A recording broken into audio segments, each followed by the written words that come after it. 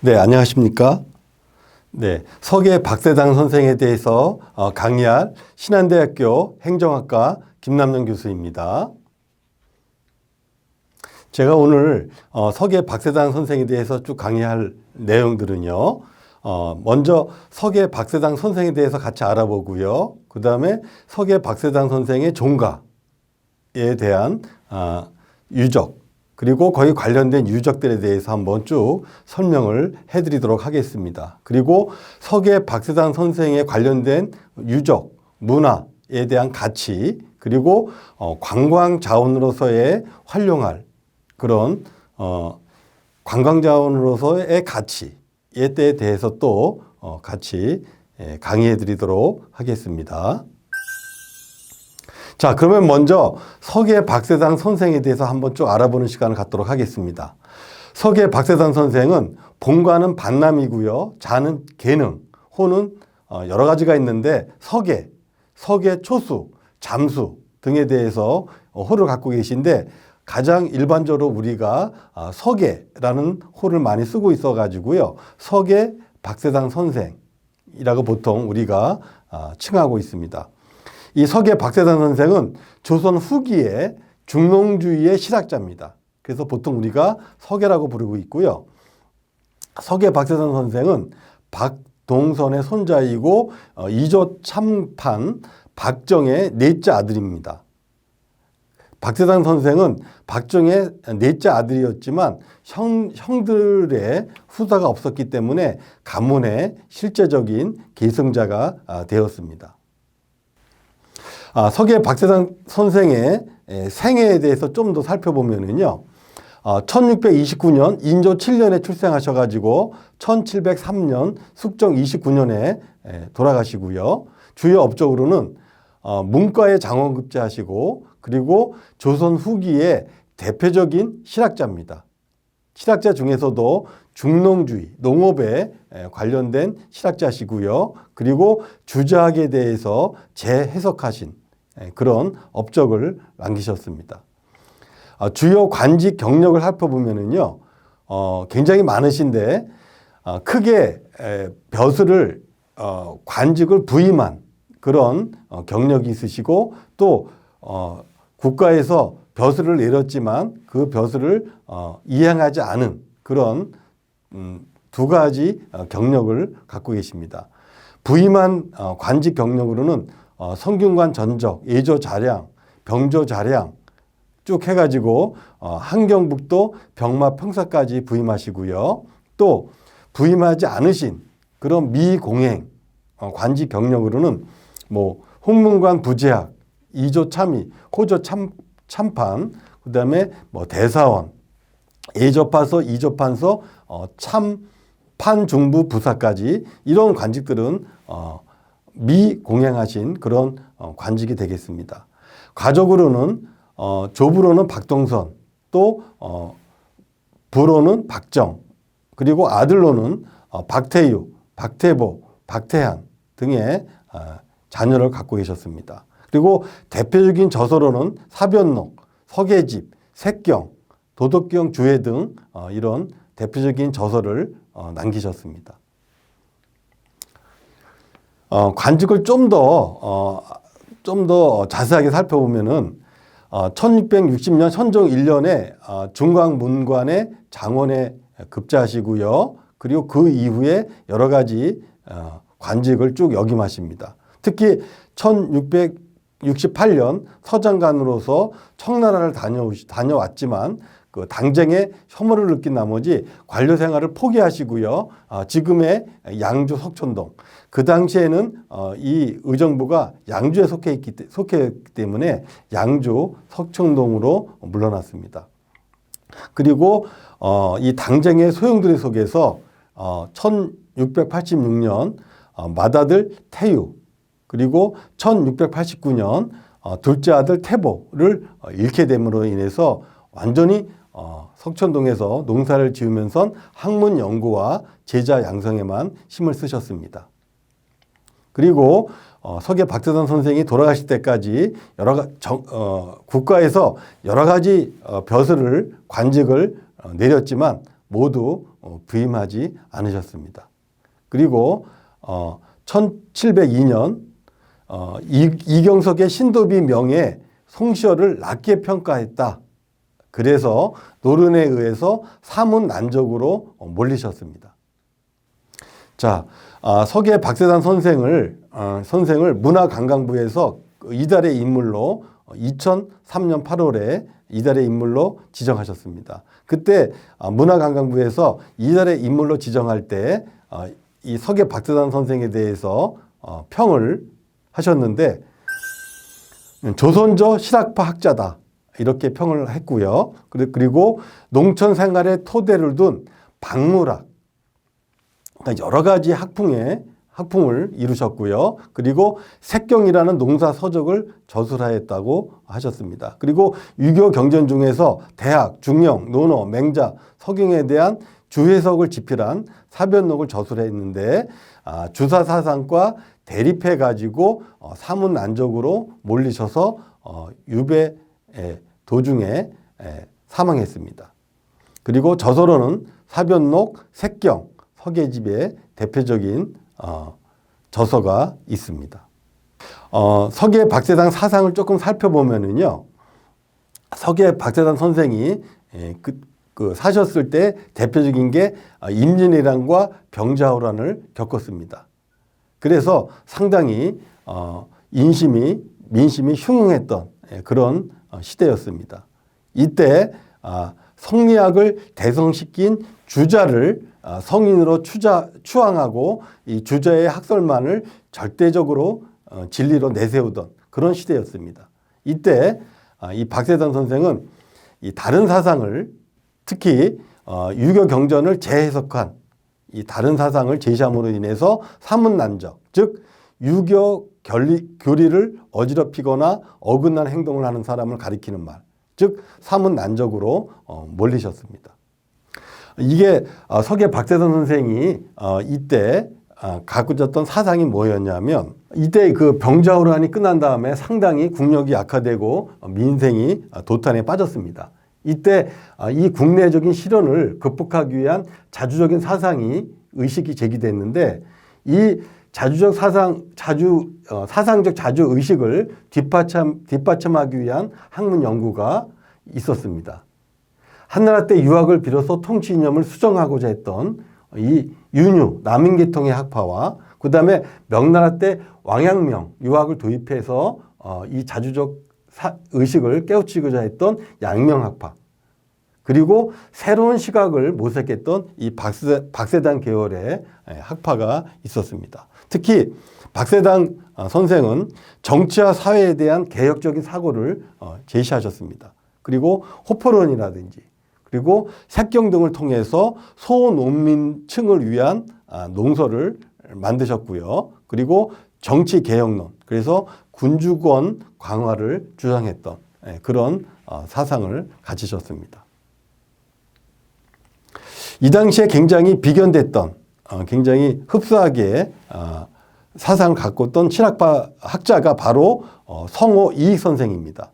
그래서 이 성호 이익 선생은 서계 박세단 선생보다는 약간 후세분이신데, 이 서계 박세단 선생이 중농주의, 농업을 중시했던 실학자였고요. 성호 이익 선생은 조선 후기 쪽에 실학사상을 형성했던 대표적인 학자가 되겠습니다. 서계 박세단 선생의 저서를 조금 살펴보면은요, 서계집, 신문집입니다. 그리고 사변록, 대학, 중령, 논어, 맹자, 시경 등을 풀이한 책이 사변록이고요. 그 다음에 노자의 도덕경을 풀이한 주석서가 신조 도덕경이 되겠습니다. 그 다음에 장자의 주석서가 남학경 주의 해산보가 되겠고요. 그리고 가장 대표적인 저서가 이 농사를 서계 박세단 선생이 직접 체험해서 기록을 해놓은 색경, 이런 저서들이 대표적인 저서가 되겠습니다. 특히 이 색경은 색경이라는 그 책의 의미가 농사에 관한 경서다.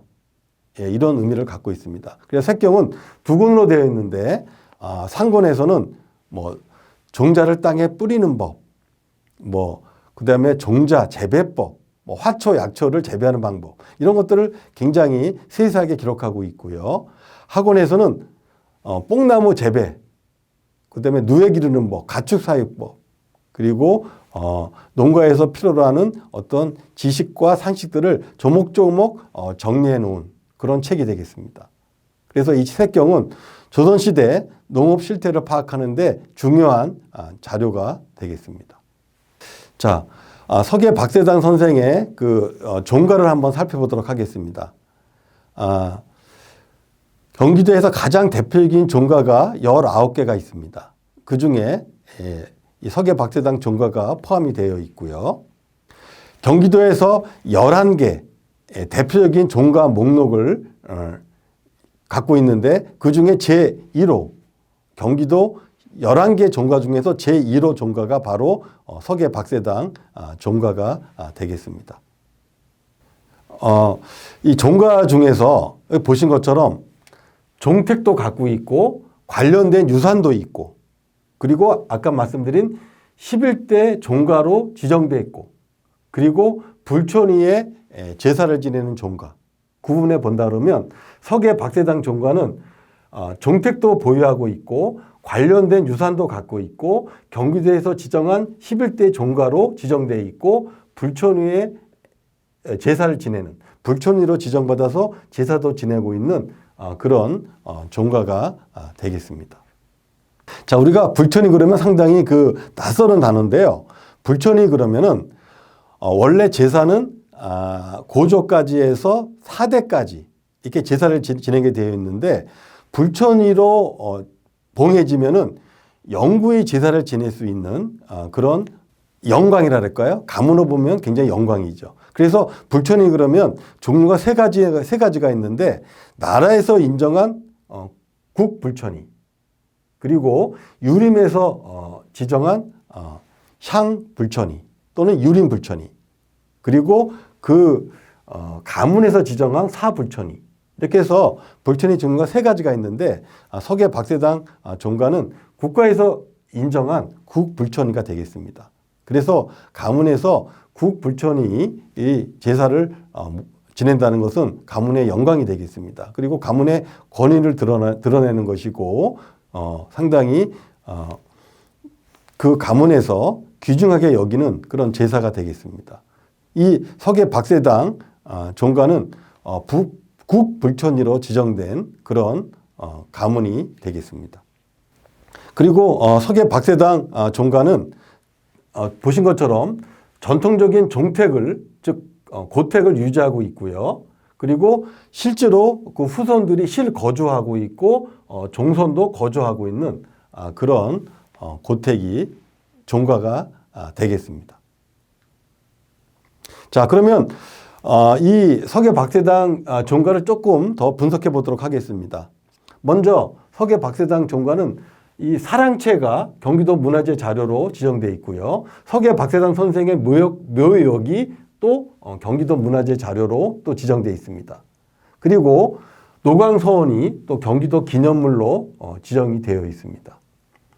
또 영당 그리고 다수의 유물들이 현재 이 종가에서 보유를 하고 있고요. 그 다음에 음식들은 특히 종가에서 대대로 내려오는 그런 음식이 있고요. 특히 그 종부께서 적극적으로 이 음식에 대해서 그 노하우를 갖고 계십니다. 특히 달의 교육 같은 것도 가능합니다. 그리고 예절 교육이라든지 제사, 역사, 음식 이런 교육들이 가능한 상태가 되고요. 그다음에 상당히 그 서계 박세당 고택을 가보시면은 상당히 넓은 야외 공간이 있어가지고 각종 뭐 놀이, 그다음에 의례, 혼례 이런 것들이 가능한 상태가 되겠습니다. 특히 이 제례, 이 서계 박세당 고택에서 아까 말씀드린 불촌위로 지정받아서 제사를 지내는데 제가 종부께서 하신 말씀을 들어보면 1년에 13번 정도 제사를 지낸다고 합니다. 그러니까 이 제사를 지내는 전통 제례 이런 것들을 일반인들이 참여할 수 있고 그리고 굉장히 흥미가 유발할 수 있는 그런 이 종가에서 제사를 지내고 있고요. 그리고 서계문화재단을 설립하셔가지고 활발하게 이 종가를 또 서계 박세단 선생에 관련된 유형유산과 이 문화들을 보급하기 위해서 애쓰고 계십니다. 자, 그러면 서계 박세단 선생의 유적지의 위치를 한번 살펴보도록 할까요? 자, 장암동에 위치하고 있는데 여기 보신 것처럼 수도권 제1순환고속도로에 의정부 IC가 있죠. 그 IC에서 나와가지고 북쪽으로 약 5분 이내에 가다 보면 거기에 바로 서계 박세당 고택을 중심으로 한 유적지가 분포되어 있습니다.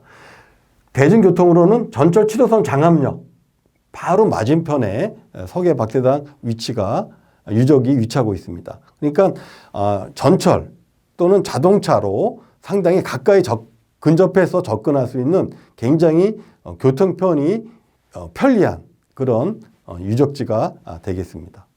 또한 요 옆으로 수락산 등산로가 바로 접해 있는데 수락산 등산로 바로 근접해서 유적지가 위치하고 있습니다.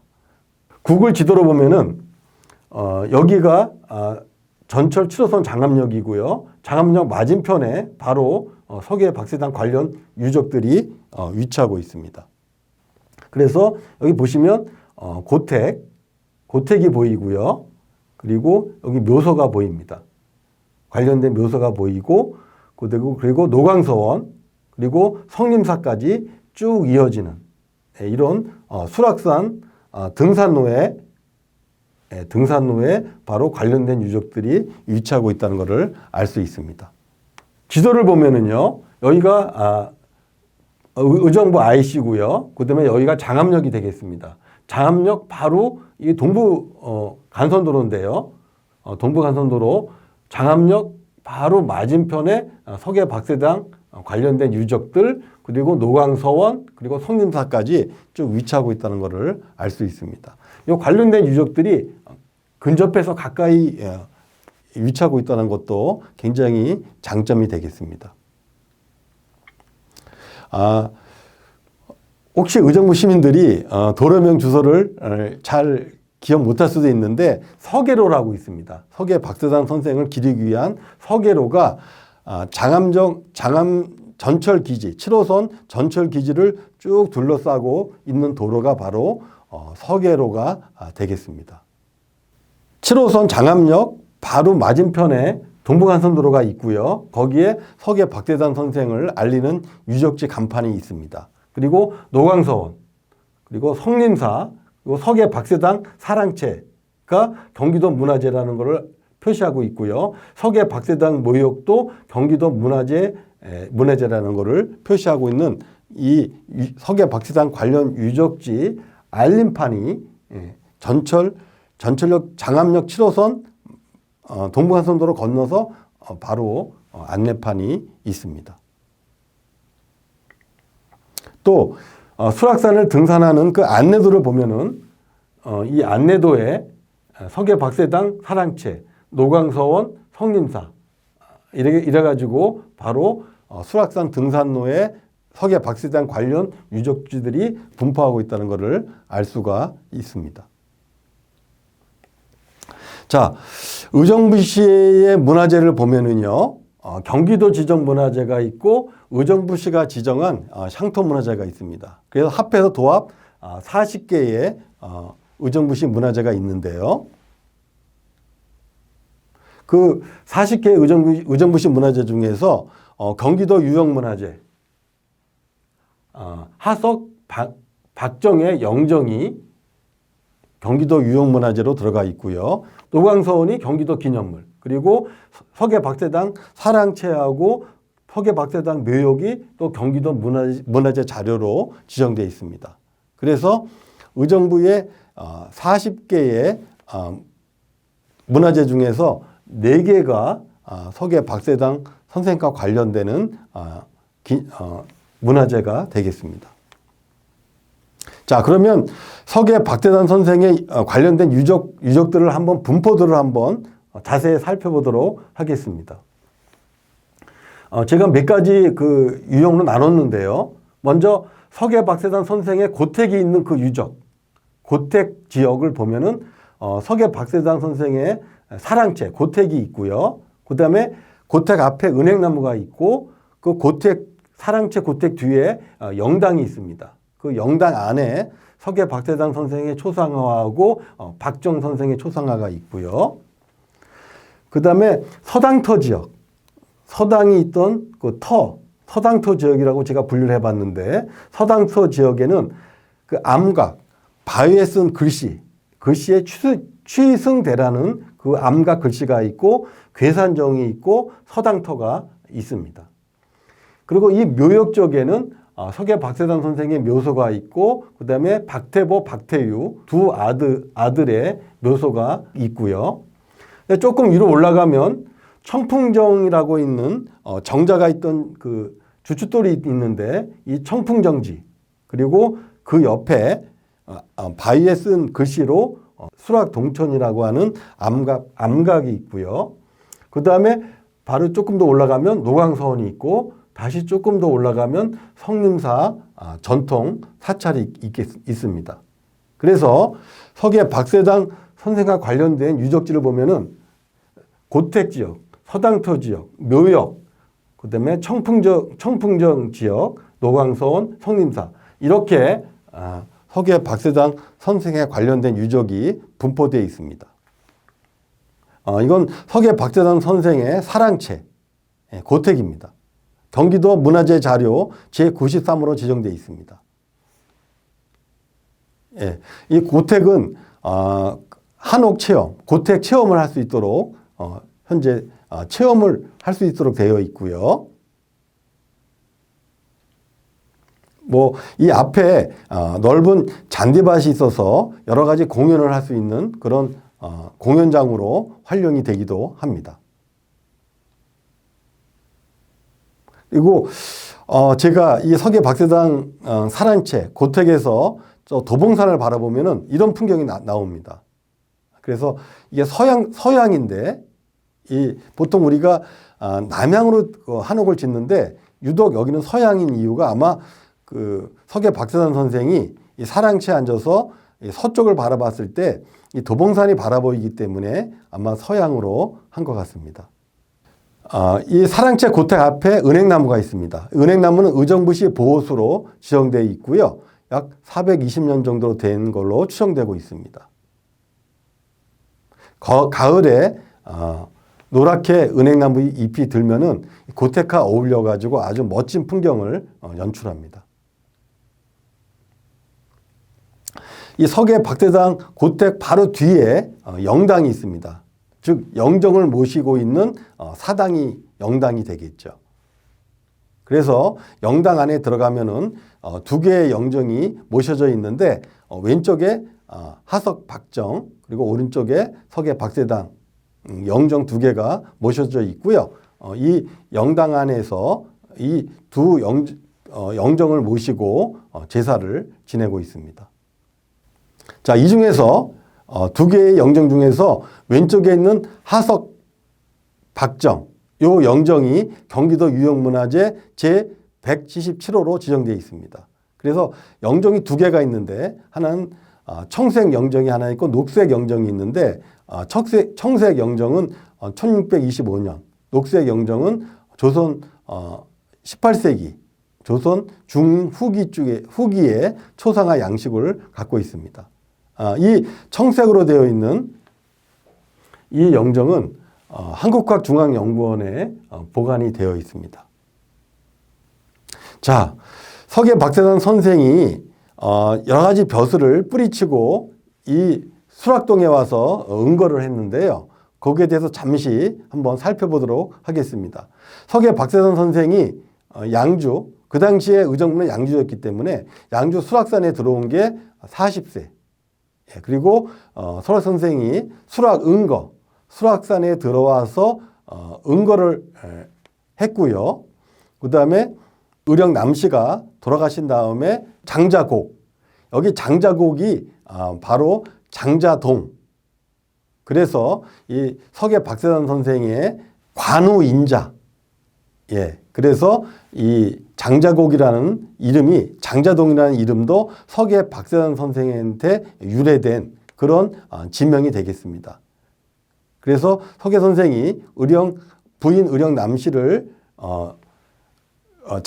장자곡에 묻고 그 주변의 동네 이름을 석천동이라고 명명하시고 거기에 은거하셨습니다.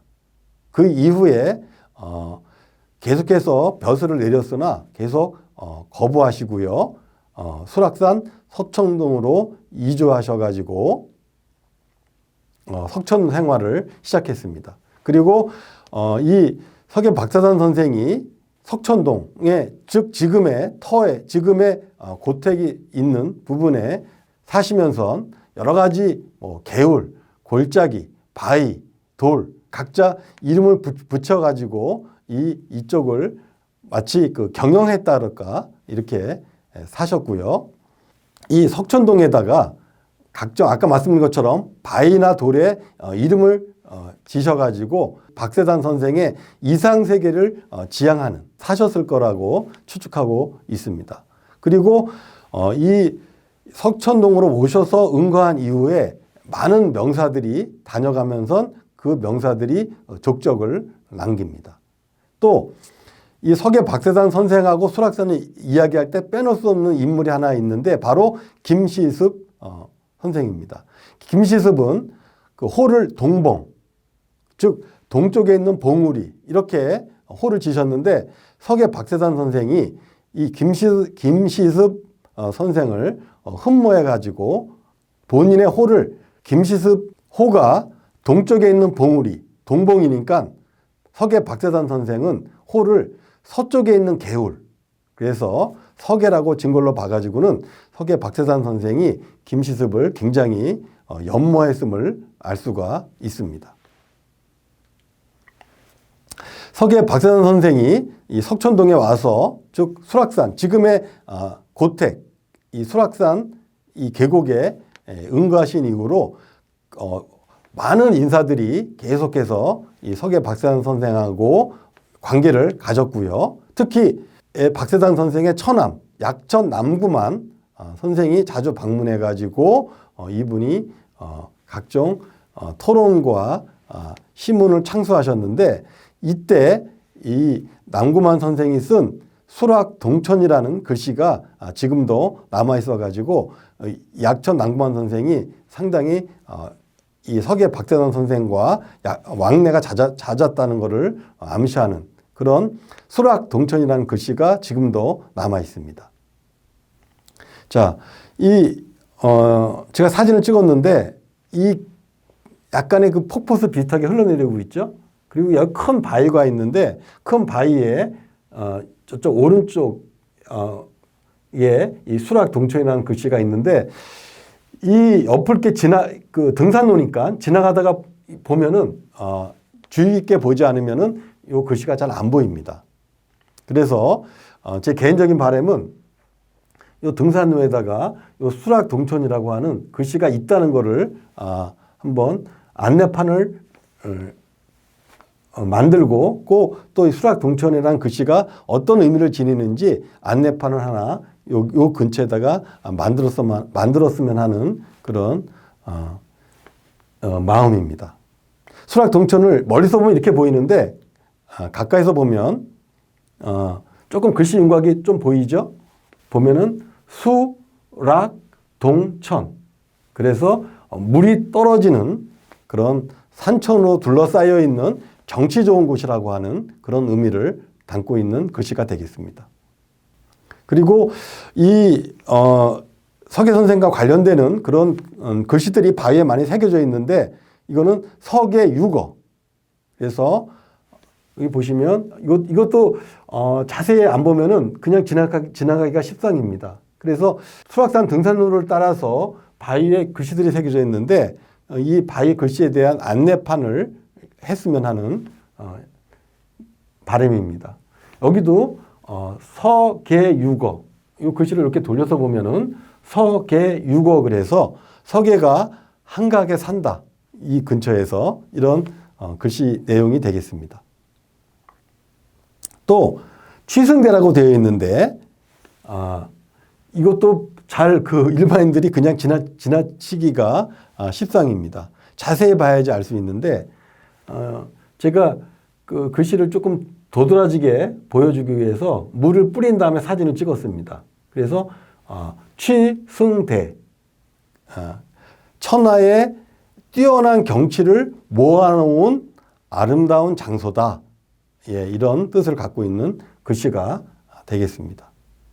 석촌동이라는 글씨가 또 새겨져 있는데 말 그대로 돌하고 샘, 물이 샘솟는 샘이 어우러진 동네다, 이런 석촌동이라는 글씨도 볼 수가 있고요. 또 괴산정이 있는데 이 괴산정은 이게 옛날 모습이고요. 이게 최근의 모습이었는데 안타깝게도 이 홍수 때 홍수가 나면서 이 건물을 물이 휩쓸러 가가지고 현재는 이 건물의 흔적이 남아있지가 않습니다. 이 괴산정은 박대산 선생이 이 괴산 9길 높이의 산을 쌓는데 흙 한 삼태기가 모자라서 이를 그르치지 않도록 해라, 이런 뜻으로 괴산정이라는 이름이 정자에 붙어 있습니다. 이 괴산정을 아까 말씀드린 식으로 대홍수가 나면서 계곡물이 이 건물을 휩쓸러 가가지고 현재는 아쉽게도 이 괴산정 정자가 있던 이 초석만 남아 있습니다. 그 다음에 서당터가 있는데 이 서당터는 여기 보신 것처럼 주춧돌만 조금 흔적이 남아 있는데 추측컨대 이 괴산정 옆에 아마 그 후학을 양성하던 서당이 있었던 터로 현재 추정이 되고 있습니다. 또 서계 박세당 묘역은 여기 보신 것처럼 가보시면은 묘가 웅장하다는 걸 알 수 있습니다. 이 서계 박세당 묘 자체가 경기도 문화재 자료 제 113호로 지정되어 있습니다. 그래서 이런 호석을 이용해서 굉장히 네모난 형태로 굉장히 큰 그런 봉분으로 되어 있는 묘소고요. 이 서계 박세당 이 묘소는 굉장히 풍수지리적으로 굉장히 뛰어난 그 위치에 자리 잡고 있어가지고 풍수지리를 공부하시는 분들이 반드시 와서 한 번씩 보는 그런 묘소가 되겠습니다. 그리고 청풍정 예터가 있는데요. 아쉽게도 청풍정은 그 정자는 없어지고 그 주춧돌이 현재 남아 있습니다. 이 청풍정은 서계 박세당 선생이 매월당 김시습 선생을 추모 배양하기 위해서 그 충렬사 앞에 요 청풍정 정자를 짓고 유생들하고 학문을 토론하던 강론하던 그런 정자가 되겠습니다. 지금은 아쉽게도 주춧돌만 남아 있습니다. 청풍정 터를 지나서 조금 위로 올라가면 왼쪽에 노광서원이 위치하고 있습니다. 노광서원은 경기도 기념물 제41호로 지정되어 있고요. 노광서원은 박세당 선생의 둘째 아들인 박태보를 모신 사당이 되겠습니다. 이 박태보 선생은 2년 왕후의 폐위를 반대하다가 귀양 가던 도중에 노량진에서 젊은 나이에 사망했고요. 돌아가셨고 이 박태보 선생을 추모하기 위해서 지은 서당이고요. 이 노광서원은 대원군 때 서원 철폐령을 그때 내렸는데 그 대원군 때 서원 철폐령에도 폐쇄되지 않고 남아있던 47개의 서원 중에 하나가 되겠습니다. 원래 노량진에 있었는데 한국전쟁으로 소실돼서 현재 위치로 옮겨왔습니다. 이 박태보 선생은 둘째 아들이고요. 굉장히 아버지처럼 장원 급제했고 그리고 파주 목사 호남의 암행어세 등을 역임했습니다. 그래서 굉장히 인품이 굉장히 훌륭해서 그 당시에 호남의 암행어사 할 때 그 지역에 있는 주민들이 굉장히 높이 평가했던 그런 인물이 되겠습니다. 불행히도 장희빈 사건으로 인해서 인현왕후가 폐위가 됐을 때 폐위 반대 상소문을 작성했는데 이때 대표로 작성했다는 이유로 온갖 고문을 받다가 거기서 돌아가신 분이 됐는데 나중에 박태보가 죽은 다음에 이 충절을 기리기 위한 바로 서원을 세웠는데 지금의 노량진 사육신 묘 옆에 노광서원을 세웠습니다. 근데 노량진에 있던 이 노광서원이 6.25 때 소실되고요. 그리고 현재 장암동으로 이전해서 새로 건립을 한 그런 서원이 되겠습니다. 예, 그 위치를 보면은 그 노광서원의 과거 위치를 보면은 바로 사육신묘 옆에 노광서원이 있었고요. 그 가보면은 노광서원이 있던 터라는 표식이 현재 남아 있습니다. 노광서원이 있던 그 터에 안내문에 보면은 바로 이렇게 써져 있습니다. 노광서원은 숙종 때 인현왕후 폐위에 반대하다가 혹독한 국문을 받고 국문은 고문이 되겠습니다. 고문을 받고 진도로 유배하던 도중에 사망한 박태보를 배양하기 위한 서원이고 그리고 그가 사망한 이후에 건립됐고요. 한국 전쟁 때 파괴돼서 1969년도 경기도 의정부에서 다시 설립됐다는 그런 안내문이 있습니다. 예, 노광서원은 말 그대로 박태보 선생을 추모하기 위한 그런 서원이고요. 지금도 노광서원 춘향제를 지내고 있습니다. 즉 위패를 모시고 이 서계 박세당 가문에서 제사를 지내고 있습니다. 노광서원을 지나서 좀 더 위로 올라가면 이제 성림사가 있습니다.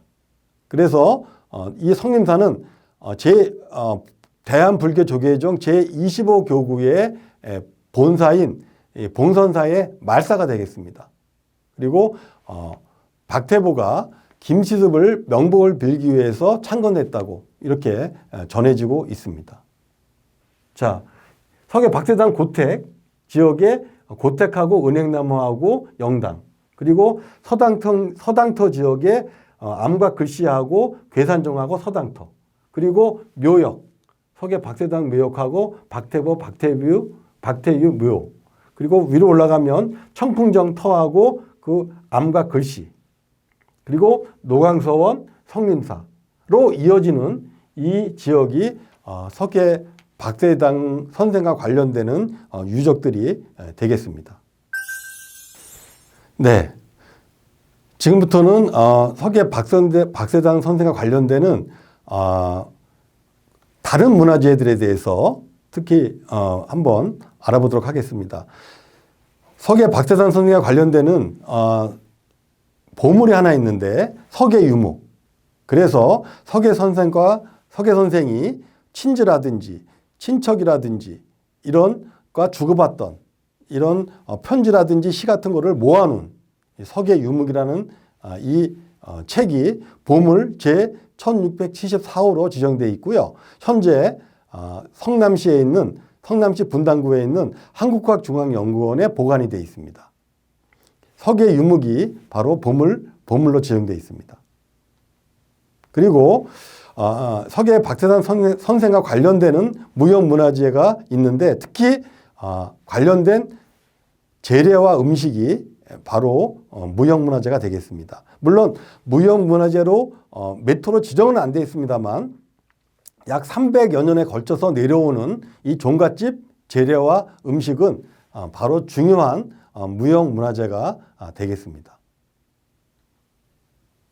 자, 서계 박세당 선생과 관련되는 문화유적들의 가치를 한번 제가 쭉 다시 모아서 한번 살펴보도록 하겠습니다. 먼저 서계 박세당 선생의 인물, 즉 서계 박세당 선생은 조선 후기의 실학자였고요. 그 다음에 이 장소가 수락산 일대 약 13만 평에 이르는 수락산 등산로를 끼고 있고요. 특히 의정부시가 지정한 소풍길을 또 같이 포함하고 있습니다. 그리고 이 13만 평에 이르는 이 지역에는 의정부시 보호수를 비롯해서 고택, 묘소, 영당, 청풍정, 터, 그다음에 노광서원, 각종 암과 글씨들, 성림사 등등 해가지고 서계 박세당 선생과 관련되는 유적들이 쭉 분포되어 있고요.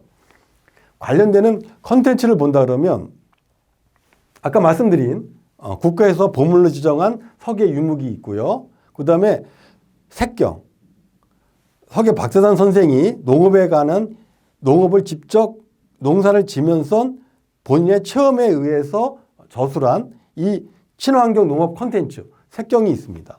그리고 사변록이라는 실화 컨텐츠, 그리고 아까 말씀드린 박세당 묘역이 굉장히 좋은 풍수지리를 갖고 있는데 그 풍수지리 컨텐츠, 그리고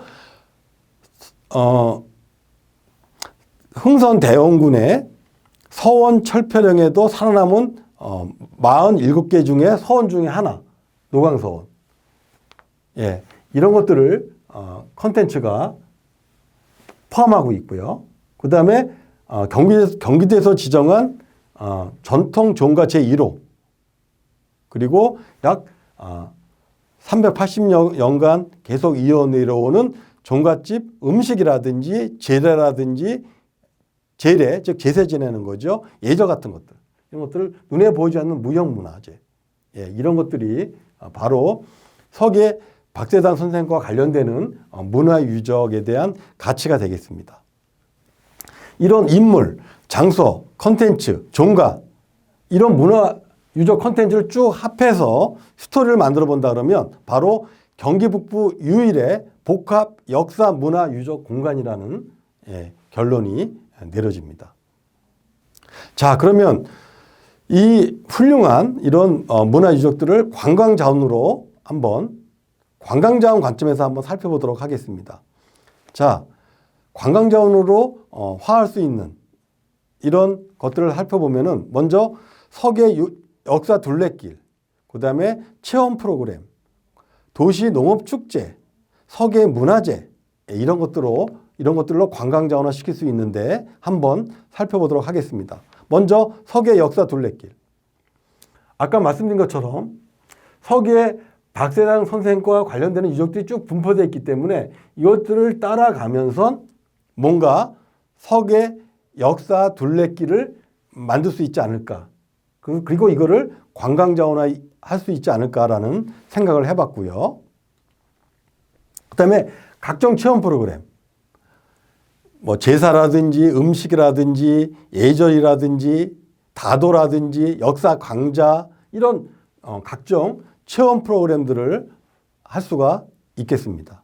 또 체험 프로그램도 연령별로, 즉 유아, 청소년, 성인 이렇게 나눠가지고 연령별로 체험 프로그램을 열 수가 있겠습니다.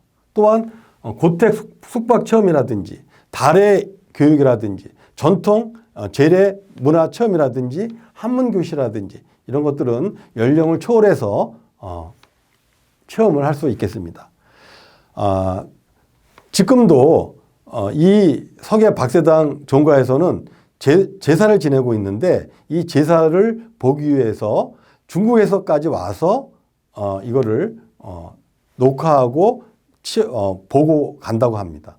그만큼 이 역사적인 또 옛날에 어떤 전통적인 제사 지내는 재래 문화 또 음식 이런 것들을 체험할 수 있는 굉장히 좋은 장소가 되겠습니다.